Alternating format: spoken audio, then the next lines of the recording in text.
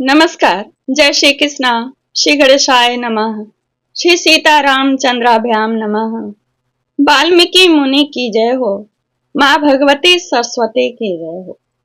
मैं आपको श्रीमद् वाल्मीकि रामायण अयोध्या कांड से षडशीति तमः सर्ग का के संस्कृत का श्लोक हिंदी में सुनाऊंगी, अर्थ हिंदी में सुनाऊंगी। निषाद राज गुह के द्वारा लक्ष्मण के सद्भाव और विलाप का वर्णन करना भरत जी के संग बहुत ही मधुर सद्भाव का प्रकट है, गुह का और लक्ष्मण का। लक्ष्मण जी ने तो इसमें भविष्यवाणी भी कर दी जो अयोध्या में छठे रात को घटित हुई थी। आइए सुनिए कैसे कैसे लक्ष्मण और निषाद राज गुह ने आपस में जो बात की थी, निषाद राज कैसे सुना रहे हैं भरत जी को। कहते हैं वनचारी गुह अप्रमेय शक्तिशाली भरत से महात्मा लक्ष्मण के सद्भाव का वर्णन। कहते हैं लक्ष्मण अपने भाई के रक्षा के लिए श्रेष्ठ धनुष और बाण धारण करके अधिक काल तक जागते रहे रात्रि में।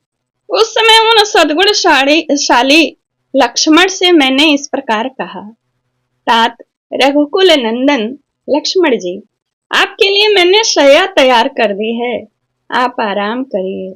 हम लोग वनवासी हैं, हम लोगों को दुखों में रहने की आदत है, कष्ट सहने की आदत है। आप सुखों में पले हैं, आप इस शैया पर शयन करें।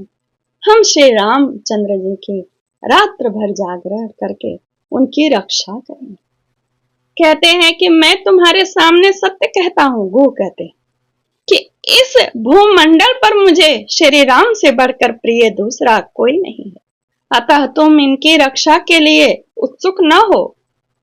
इन श्री रघुनाथ जी के प्रसाद से ही मैं इस लोक में महान यश, प्रचुर धर्म लाभ तथा विशुद्ध अर्थ एवं भोग्य वस्तु पाने की आशा करता हूँ, उन्हीं के आशीर्वाद से। कहते हैं निषाद राज, अतः मैं अपने समस्त बंधु बांधवों के साथ हाथ में धनुष लेकर सीता के साथ सोए हुए प्रिय सखा श्री राम की सब ओर से मैं रक्षा करूंगी। इस वन में सदा विचरते रहने के कारण मुझसे यहाँ कोई बात छिपी नहीं। हम लोग यहाँ युद्ध में शत्रु की चतुरंगणी सेना का भी अच्छी तरह सामना कर सकते हैं। हमारे इस प्रकार कहने पर भी धर्म पर ही दृष्टि रखने वाले महात्मा लक्ष्मण ने हम सब लोगों से अनुनय पूर्वक कहा, निषाद राज, जब दशरथ नंदन श्री राम देवी सीता के साथ भूमि पर शयन कर रहे हैं, तब मेरे लिए उत्तम शैया पर सोकर नींद लेना, जीवन धारण के लिए स्वादिष्ट अन्न खाना अथवा दूसरे भोगों को भोगना मेरे लिए असंभव है। कैसे संभव है? गुह, देखो, संपूर्ण देवता और असुर मिलकर भी युद्ध में जिनके वेग को नहीं सह सकते, वे ही श्री राम इस समय सीता जी के साथ तिनकों पर सोए हैं।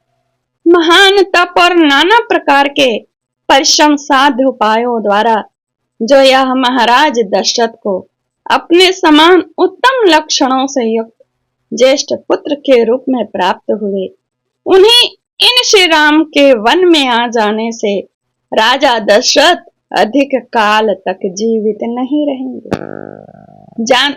जान पड़ता है निश्चय ही यह पृथ्वी अब शीघ्र ही विधवा हो जाए।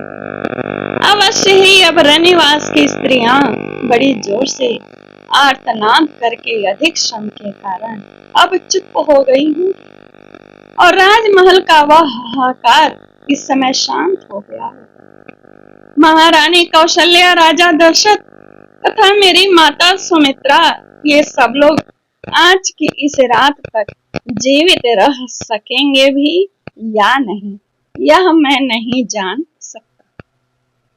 शत्रुघ्न की बाट देखने के कारण संभव मेरी माता सुमित्रा जीवित रह जाएंगी, परंतु पुत्र के विरह से दुख में डूबी हुई वीर जननी कौशल्या अवश्य नष्ट हो जाएंगी। ये बात पहले भी कहा था।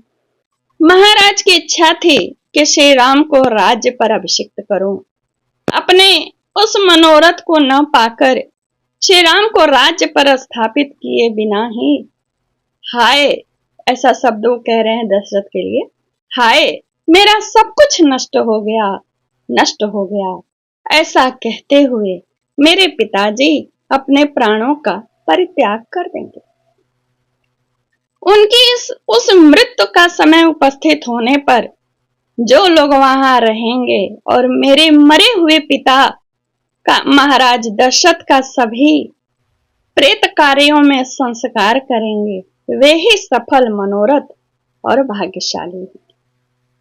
यदि पिताजी जीवित रहे तो रमणीय चबूतरों और चौराहों के सुंदर स्थानों से युक्त पृथक पृथक बने हुए विशाल राजमार्गों से अलंकृत धनिकों की अट्टलिकाएं और देव मंदिरों एवं राजभवनों से संपन्न सब प्रकार के रत्नों से विभूषित हाथियों, घोड़ों और रथों के आवागमन से भरी हुई विविध वाद्यों के ध्वनियों से निनादित वह अयोध्यापुरी, राजधानी अयोध्यापुरी में लोग विचरेंगे। यदि मेरे पिताजी जीवित रह गए तो क्या वनवास की इस अवधि के समाप्त होने पर सकुशल लौटे हुए सत्य प्रतिज्ञ श्री राम के साथ हम लोग अयोध्यापुरी में प्रवेश कर सकेंगे, जैसे अभी उन्होंने कल्पना की ऐसी अयोध्या में जो प्रसन्नता से रहेगी, मेरे पिताजी जीवित रहेंगे, सब सकुशल रहेंगे। तब तक क्या वह सब शुभ रहेगा जब हम लोग वापस जाएंगे? इस प्रकार विलाप करते हुए महामनस्वी राजकुमार लक्ष्मण की वह सारी रात जागते बीत गई। प्रातः काल निर्मल सूर्योदय होने पर मैंने भगीरथी के तट पर वट के दूध से उन दोनों के केशों को जटा का रूप दिलवाया और उन्हें सुखपूर्वक पार उतारा। भगवान श्री राम ने खुद मांगा था उनसे। सिर पर जटा धारण करके वलकल एवं चीर वस्त्र पहने हुए महाबली शत्रु संतापी श्री राम और लक्ष्मण दो गज उत्पत्तियों के समान शोभा पाते थे। वे सुंदर तरकश और धनुष धारण किए इधर उधर देखते हुए सीता के साथ चले गए। यहीं पर यह सर्ग पूर्ण होता है।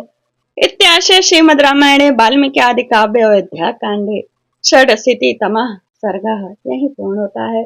नमस्कार, जय श्री कृष्णा, धन्यवाद। यहाँ तक जो लोग भी सुने हैं श्री राम जरूर लिखिएगा। और इन सब बातों को सुन करके भरत जी को क्या हुआ, शत्रुघ्न क्या हुआ, शत्रुघ्न का माताओं को क्या हुआ, यह सब अगले सर्ग में आप सुनिएगा। नमस्कार।